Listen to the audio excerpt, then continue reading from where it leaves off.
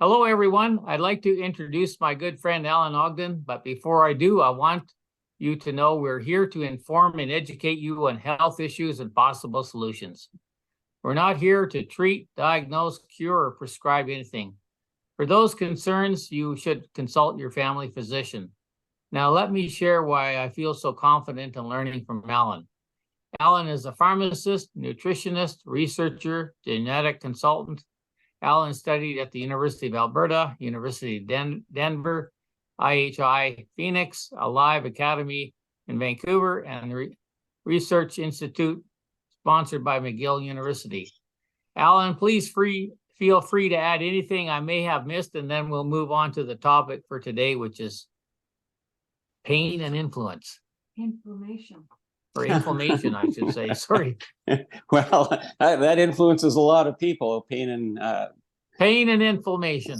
Yeah, the other thing I recently did was my pharmacy update. So I did 750 hours. You don't get a certificate for that, but you're every once in a while presented with the opportunity to do just an update program with all the new drugs. So I tried to keep abreast of that. So that's there's no certificate, but I did do my pharmacy update as well. Well, that's great to hear. Yeah, so I'm really excited, and I do my continuing education. So every profession has some form of continuing education to continue their licensure, whether you're active or inactive. In pharmacy, it's 15 hours a year. If you're inactive, 30 hours a year if you're active. So I do, I probably do about 50 hours or more a year of continuing education as well. Yeah, we have the same thing for professional engineers. Yeah. You know. So anyways, I have a list of questions I'd like you to answer for us today. We hear a lot about inflammation being the cause of all disease. And can you explain that and what the science is behind it? I'll go through all the questions. And I hear inflammation can really affect sleep. And what about CBD and THC and all, how does that affect pain and inflammation?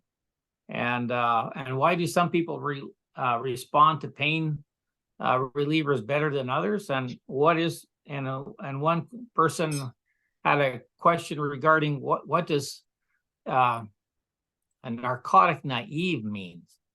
So those are the questions I have at this time. Okay. So please go ahead. Well, thank you. I will, I'll do my best. So I think the place to start for everyone listening to this, we're inundated with advertisements about reducing inflammation. You got to reduce inflammation, and there's this product and that product, and you got to get the latest. I just saw, I actually opened this ad on a social media site. They have the latest and greatest, and for just $490 US for a month's supply, you can get this latest and greatest fighter of inflammation. And it's almost as if we don't have anything to fight inflammation in our body. It's like it's kind of a forgotten thing that we made it this long. We've made it through a lot of centuries, and we're still here. So just a basic understanding of what inflammation is, and there's two kinds of inflammation. So first is a normal inflammatory response. Now, people need to understand we cannot live inflammation-free. That's an impossibility. Our body would not survive if we were inflammation-free because it's our first line of defense in trauma, in any kind of bacterial invasion, viral invasion, any toxin that we're exposed to. The very first thing is we're going to get inflammation somewhere. Now, if we hammer our thumb, the inflammation is going to be very visible. I mean, we're going to get immediate pain. We're probably going to use language we didn't know we had for a minute or two until we kind of get in our brain that we actually hit our thumb, and call ourselves all sorts of names for doing that. And then it's going to swell. And that swelling is a normal process. And where it's most visible is if you have a toddler people, their toddler, it's taking its first steps. If it happens to fall and bang their head, they'll get a goosebump. They'll get just a huge goosebump. And often parents will just panic about this goosebump.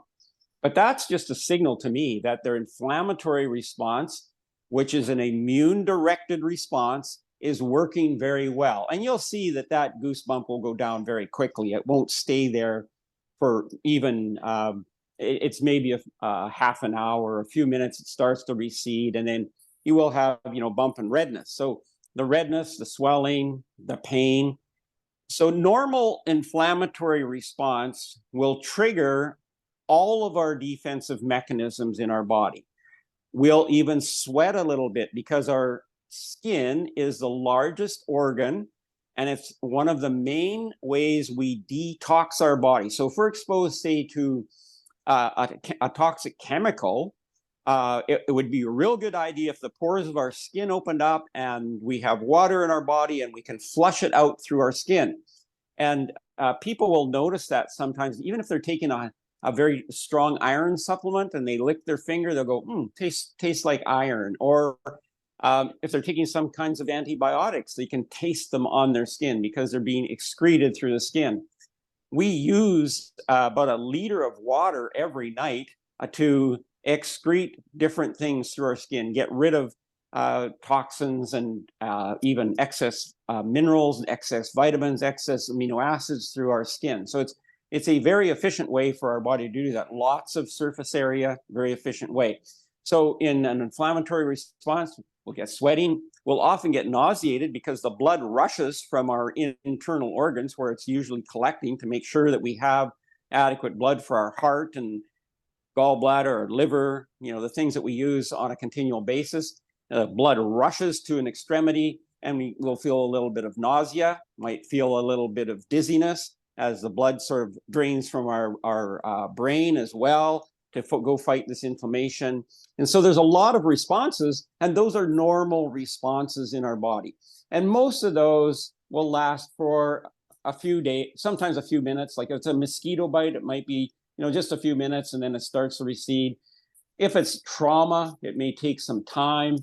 Where we run into the problem, so just before I leave that, that's an inflammation that we want to control, but we really don't want to aggressively treat that unless it's interfering with our life in a way. So after surgery, of course, we'll use painkillers, we'll use things. So it takes your mind off of the pain and inflammatory response, and you can rest and heal. What is the challenge long-term is what's called chronic inflammation. Now, chronic inflammation is when our immune system has reached a point where it literally can't handle anymore. It's doing its best, but it's kind of being overridden by the inflammatory response. So that could result in things we don't notice. So we could have internal swelling. We could have hardening of the arteries. We don't even know that we have that, but that's actually inflammation. We could have sore joints. We could have other things that we just think are normal. And in Canada, once you reach the age of 80, you become what's called a geriatric patient. And along with being a geriatric patient comes the assumption that you're going to have something that's, you're going to have lack of mobility, you're going to have pain in your joints, you're going to have all these things, but that isn't normal. Those are actually signs that our immune system is not running correctly, and there's things we can do about that and help with quality of life. So this chronic inflammation is what we want to talk about today. And that's something that we have to really get on top of. I was at a seminar just last week, and it was attended by a host of different disciplines. So there was cardiologists, there was people from diabetic clinics, there was functional medicine, naturopaths, there was even some chiropractors, because chiropractors, when they do a manipulation, one of the purposes of that is to reduce stress on the spinal cord. We can have inflammation in our spinal cord without really knowing it.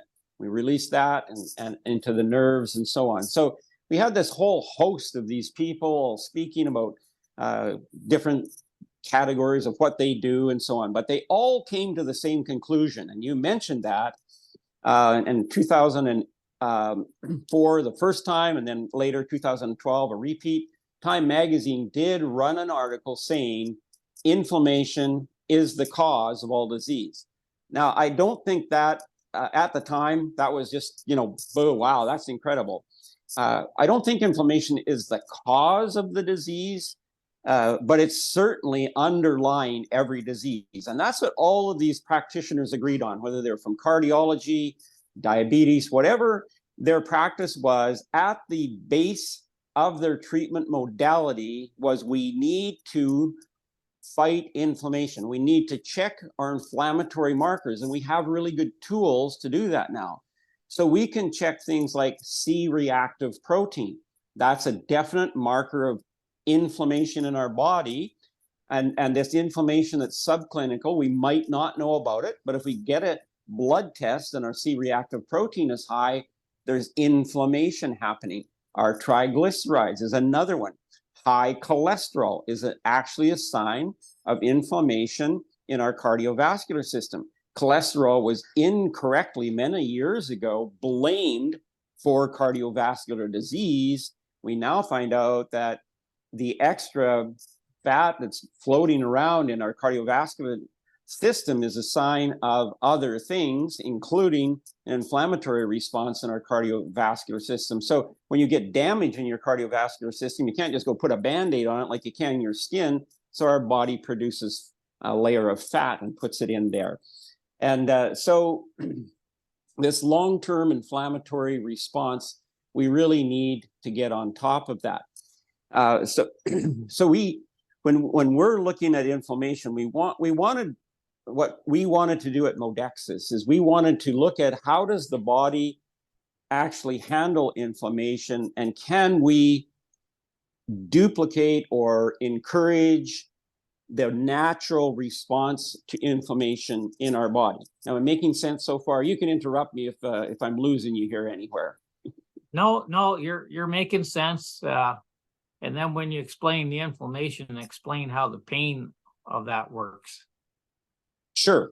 Yeah. So when we get an inflammatory, so if we get a trauma of any kind, so if it's a bacterial viral trauma, the pain is usually fever. So that manifests as headache. It can manifest as muscle aches. Some kind of ache is usually associated with a microbial type of inflammatory or invader, and that inflammation from that is usually fever, sweating, muscle and aches like that. When we get a trauma, so when we damage something like break a bone, hit our thumb, we send a signal to our brain that says, wow, this is really happening down here, and we need lots of help. And the way that we get that is we send a signal up our nerves, goes to our brain, registers there. So we actually don't feel the pain in our thumb at the start. It goes up and it triggers a reaction in our brain that says, okay, respond. And we respond with this feeling of pain. So it's a neurological response, sends a message down our nerves saying, and the nerves then are a measure of how much trauma is happening in our body at that particular location.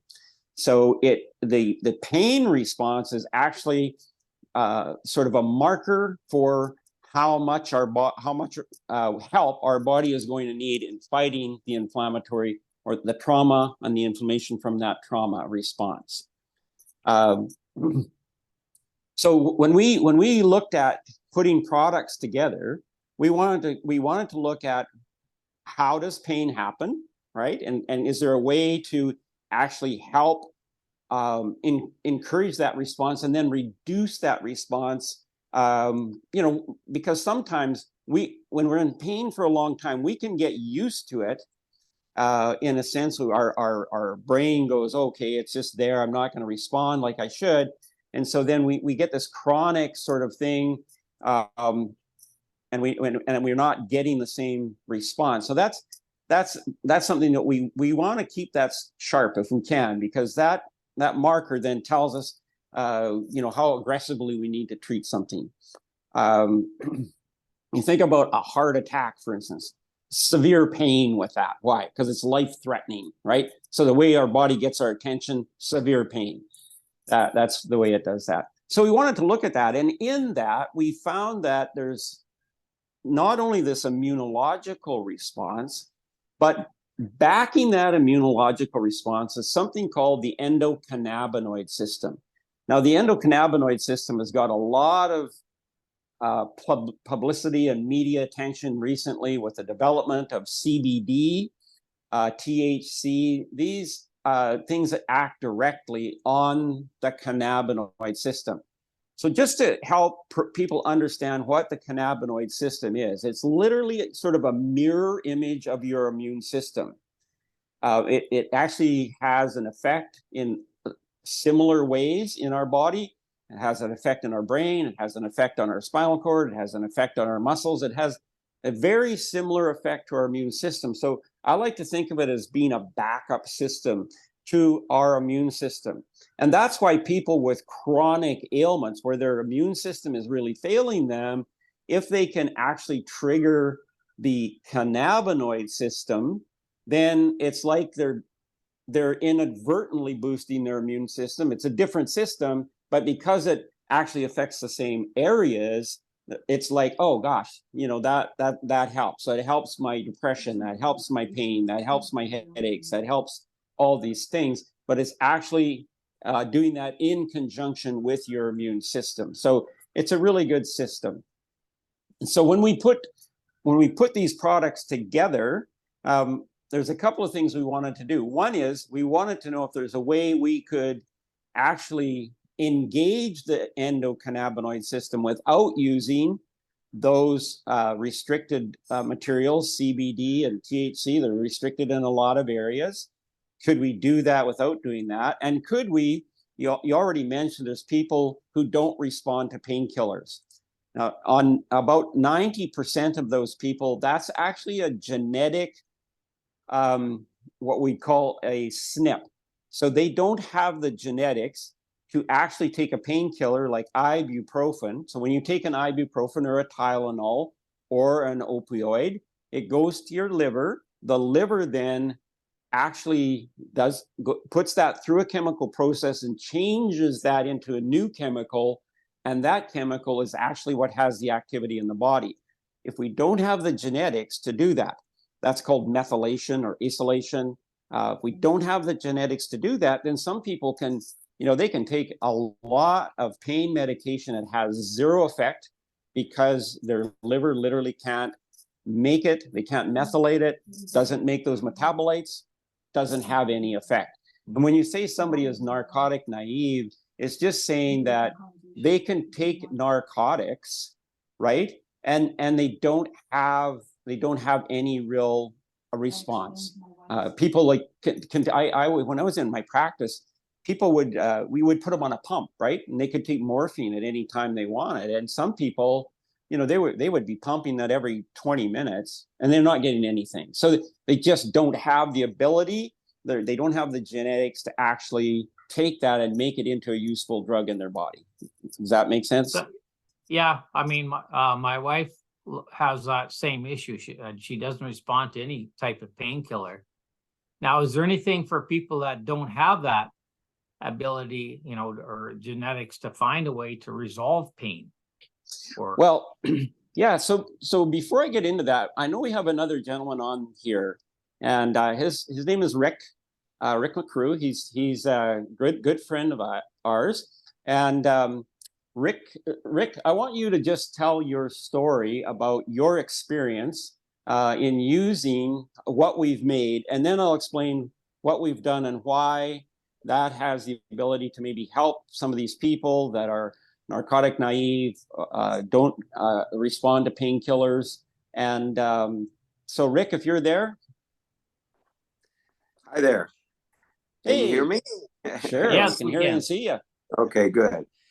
Hey, well, what I did, I had some issues a while back with some kidney stones that they had to go in and actually laser them out. And afterwards, there was quite a lot of pain involved. So the doctor gave me narcotics to take. I'm a retired nurse, so I know, narcotics, in my opinion, if you take too many of them, it's going to end up getting worse, in my opinion, because you're going to get constipated and then you're going to have a different kind of pain. So what I did was basically I just took the Aleve or not Aleve, the Relieve, and I took 3 of them at a time and just went through the day with that, and it helped to relieve my pain, made it manageable during the day. When I got to nighttime, where I knew I wanted to get a good night's rest, I would take a half of a dose of the narcotic along with 3 more Relieve, and then also I took a Tranquility with that as well, and it just helped relax me. And I slept through the night, really great, just taking that. And it also helped me, it prevented, the constipation issues that narcotics gave me. So that's awesome. Yeah. So you actually mentioned 2 products there. You mentioned Relieve, which is the pain product that we've made. And you also mentioned Tranquility. So I'm going to talk about both of those because they both are designed to have an effect on pain and inflammation. So that's really great. Thank you for that, Rick. We're going to try to change the screen here so we can get me back up here if we can. I'm not sure how to just see if we can do that. There we go. Well, there it should have been. I'm doing this with my thumb on my phone, so it's like it's very interesting, right? Oh, well, we'll just leave me. You're the main one on. We'll just leave it as it is. Anyway. Yeah, I can see all 3 of us on my computer screen. Yeah. So this one should work if I do it right. No, it didn't. Anyway, it doesn't matter. You can see all 3 of us. It doesn't really matter. If you want to turn your camera off, Rick, if you don't want to be on, you can just turn your camera off and you're not. Good. Yeah. There we go. So thanks for that, Rick. You can still see Al and Al here. So what we looked at is, can we do something? Can we find a bunch of ingredients that would stimulate this endocannabinoid system and actually also have a direct effect on the pain mechanism? So when we look at painkillers in the body, painkillers, actually what painkillers do is they block that nerve function, right? So there's different pathways. There's the COX-1, COX-2. So when you take a non-steroidal anti-inflammatory, it's blocking the COX-2 pain pathway. Tylenol blocks the PATH-1. The only difference between those is the Tylenol pathway is more geared towards fever, so that the pain that comes from, a microbial sort of invader, the fever, maybe nausea, all of that's a little easier on your gastrointestinal system. And then the others, they have more effect on the trauma type of pain. So they work on a different system, which is more geared to the trauma pain. So they just block that. They just entirely block that off. And what we wanted to do was actually use ingredients that we know will increase your body's ability to reduce inflammation, reduce the reaction that's going on in your body. So with every trauma, our body goes into what's called fight or flight, and it'll stay there. So chronic inflammation means our body is actually in a chronic inflammatory state. And that's not what we want, really. That's something that we want to tone that down. That means when we're in a chronic inflammatory state, a chronic fight or flight, our cortisol is raised. So that's where Tranquility comes in. So the ingredients in Tranquility are meant to reduce that fight or flight, that cortisol response. They also have ingredients in them. He mentioned he was taking them at night. They have ingredients in them actually for insomnia to help you fall asleep. And so that is a really useful thing when you are suffering from pain, is to have something that will help you fall asleep. Often people can't fall asleep when they have pain. So taking a couple of Relieve, like you said, along with the Tranquility, is a dynamic duo combo to actually make that happen. So in the other, we have an ingredient called garlic, and people don't often think of garlic as a painkiller, but garlic actually contributes a sulfur molecule. And sulfur is something that really increases our immune response. A small amount of sulfur will help in the production of 3 different ingredients that are used to reduce reactive oxygen species. So reactive oxygen species are what actually our body send, like when our body starts to repair and we start to rebuild, we're tearing proteins down, we're rebuilding proteins. There's a lot of this excess oxygen that's released. And if it's not taken care of, it actually will increase the pain, it'll increase the swelling. So reactive oxygen species are necessary. We can't avoid that because we're making protein. Every time we make protein, every time we have cellular development, we're creating reactive oxygen species. So we want to reduce that. So a little bit of sulfur actually encourages that. It also is really helpful in the liver for recycling glutathione, and glutathione is the mother of the inflammatory response. So we have that in there. We also have something called Lonicera longevity and maki berry. Now, those Lonicera longevity is the highest in polyphenols. There's a variety of them, anthocyanins being some of them, but it's the highest in polyphenols of any berry on the planet. Lonicera berry is native to Canada. It hasn't been used by any. We're the only people that use it for its actual benefits for the cardiovascular system. It has benefits in preventing a lot of inflammatory type diseases and perhaps even cancer, which there's cancer. I heard that on my seminar, that cancer has a lot of inflammatory markers that go along with that.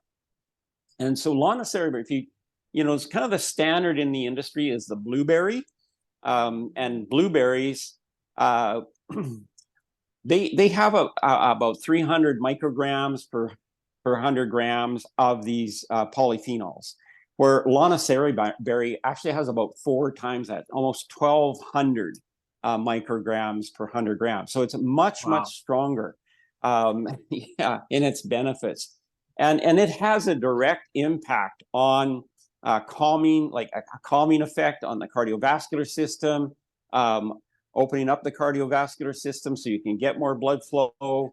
There's in the polyphenol area, there's so many ingredients. There's about 44,000 different polyphenols that are available. Many of them we don't really know if they have any positive effect on the body. There's been about 4,000 researched, and the ones that do in Lonicera berry, they have this direct effect on like calming down the immune function, calming down the nerve response, etc. So Lonicera berry is in both of these, and maki berry, excuse me, maki berry has it's been used for years. It was the tonic. It was like the tonic. If you had anything going on, maki berry, if you lived in those countries where maki berry was available, it was the tonic for everything. So it's an adaptogen type of berry, and it just has it has the ability to sort of evaluate what's going on in your body and then work with whatever system is being weakened by whatever's going on. That's what adaptogens do. So we have these 2 berries in there. They're very, very good. And together they make a really dynamite combination. The other thing we have is we have something called centramin in there. And centramin is from Utah. It's from out in the mountains in Utah. And it's a multi-mineral compound. So it's just minerals. It's 75 different trace minerals. So things like things that people don't think of, molybdenum, lots of different micro minerals that we don't even think of. But centramin, we put centramin in there. And what these micro minerals do in our body is they're actually catalysts. So every reaction in our body needs a catalyst. So things don't happen by accident in our body. Let's just say that nothing happens by accident. There's always some trigger mechanism to everything. So when we have a trauma and we get an inflammatory response, there's something that triggers that. So we need these micro minerals to be catalysts to actually stimulate things like the what's called the NRF2 reaction. NRF2 is the all hands on deck. Every possible defense mechanism in our body is called into action. It's not that we might need all of those defense mechanisms, but they're all called into action. And then, eventually we're just down to using what we need as far as our defense mechanism. So it's a brief sort of call to action by everything in the body. And it doesn't last very long. That particular reaction doesn't last very long. But these micro minerals, so for instance, the activating glutathione requires a trigger, and that can be selenium. Selenium is in both Lonicera berry and it's also in the centramin. So you can have all the amino acids to make glutathione floating around in the body, even attaching to the receptor sites. We have receptor sites on our cells for these amino acids that could all be there, but we still need that little catalyst, that little spark to make the enzymes work, to make everything happen. So we put centramin in there to do that. And so these are really really great products. In Tranquility, we actually put three ingredients in there that are directed at insomnia. And in the Relieve, all of the ingredients that are in there are meant to either encourage the immune response or to encourage that endocannabinoid response. Now, one of the really cool things, and I'll just kind of close with this, but one of the really neat things about when you stimulated the endocannabinoid system.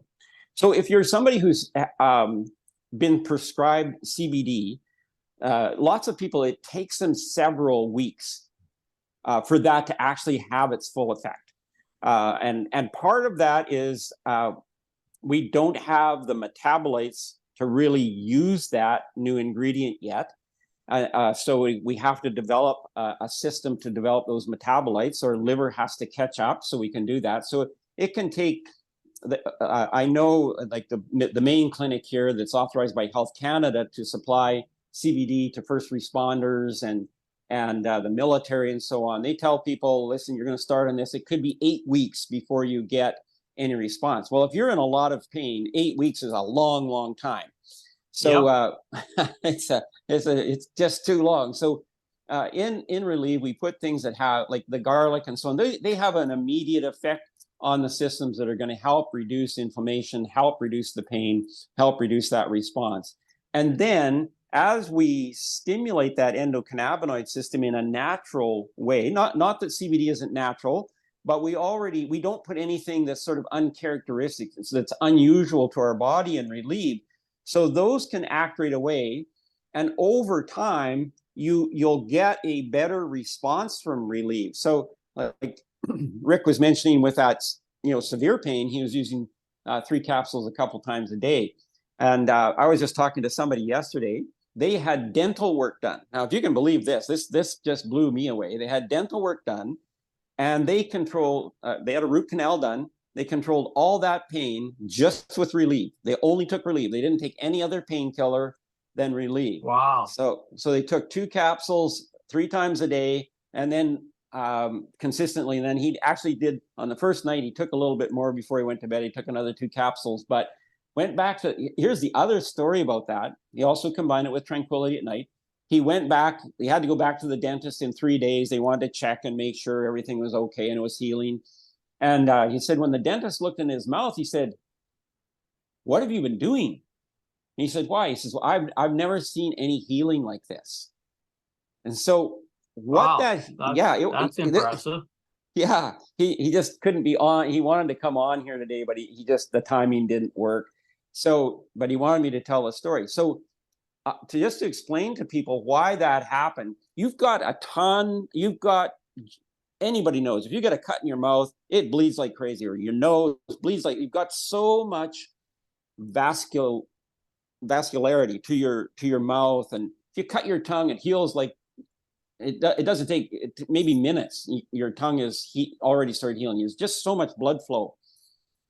One of the things that I think happened is because it stimulated the production of glutathione, or helped in the production of glutathione, which is very healing, helped in stimulating this reduction in the overall trauma response. The body was able to heal a lot faster, and that's just a measure of just there was so much blood flow there, and he just kept on it, and got that healing response. So that's a really good thing. The other thing, I didn't tell him this, but the other thing is there's an ingredient in both of these. There's a single ingredient in both of these that actually helps with skin repair. So that would have something to do with it as well. So relieve, tranquility, fighting inflammation. These are great. I don't want to underestimate.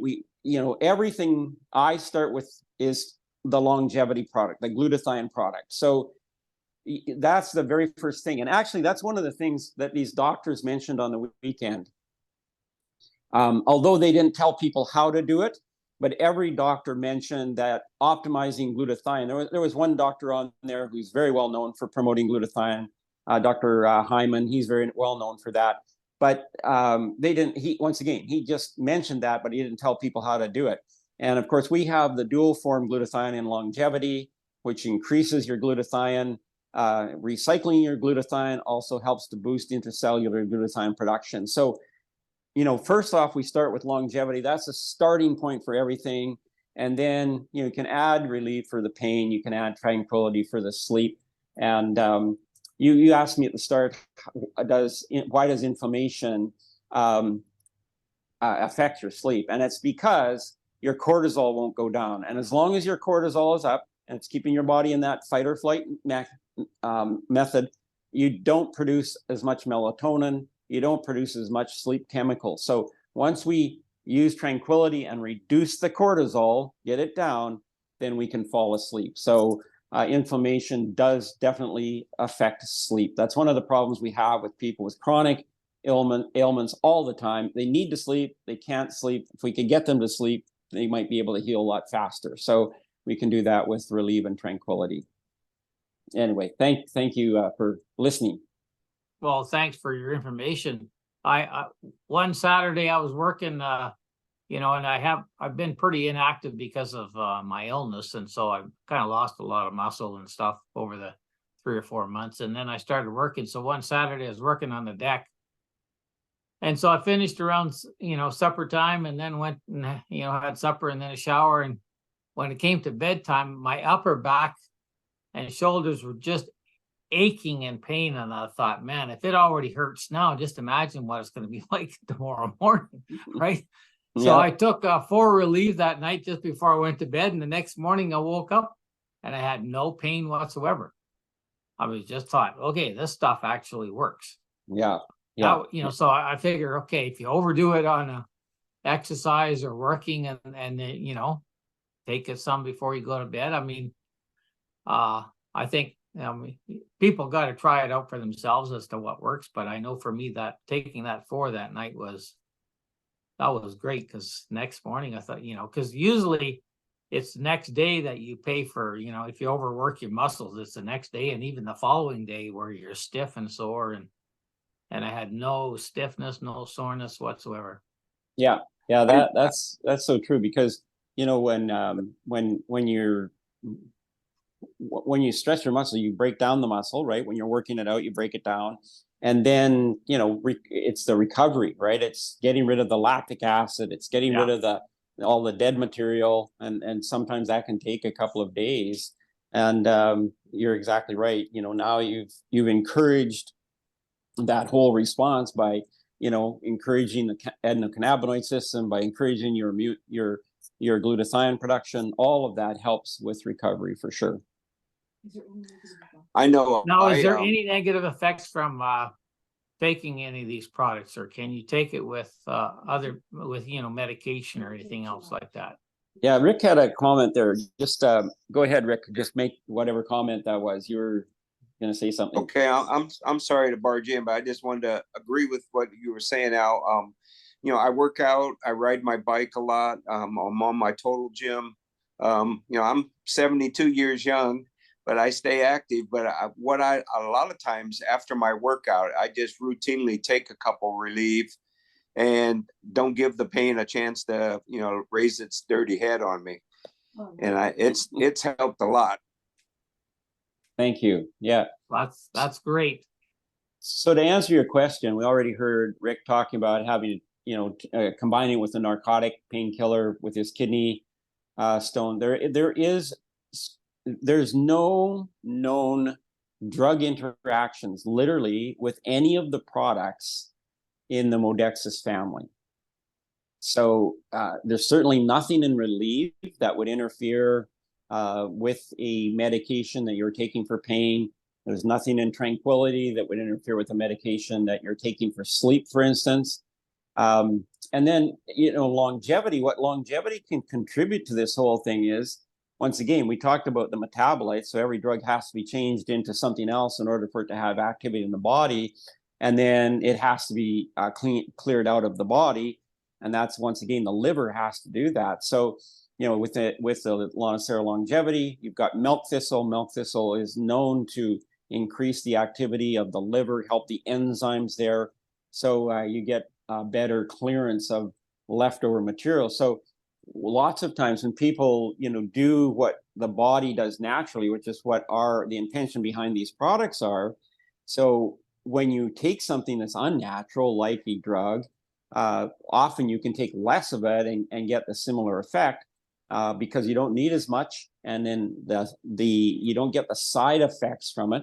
And I don't know why they're called side effects, because they're actual effects. I mean, they're documented effects. They're just, we give people a drug, we say this is a painkiller. Well, that's its major effect. All the other effects are all effects. They're just called side effects as if they're immaterial. But no, they're effects of the drug as well, whatever you're feeling. So you can take lower doses and clear them out faster. That's always a good thing as well. Can you overdose on this? No. You could literally take, I just got to do the calculation in my head here. You could take about, the thing that would happen is you took, let's say somebody accidentally took a half a bottle of Relieve, or intentionally took half a bottle of Relieve. The only thing you probably would get is you'd have to hurry to the washroom. Garlic is used in other, garlic is used in a lot of cardiovascular, a lot of functional medicine doctors will use garlic at about 900 times the amount that we are using it in Relieve. So I don't think there's no known or documented adverse effects with these products. Well, that's great to hear.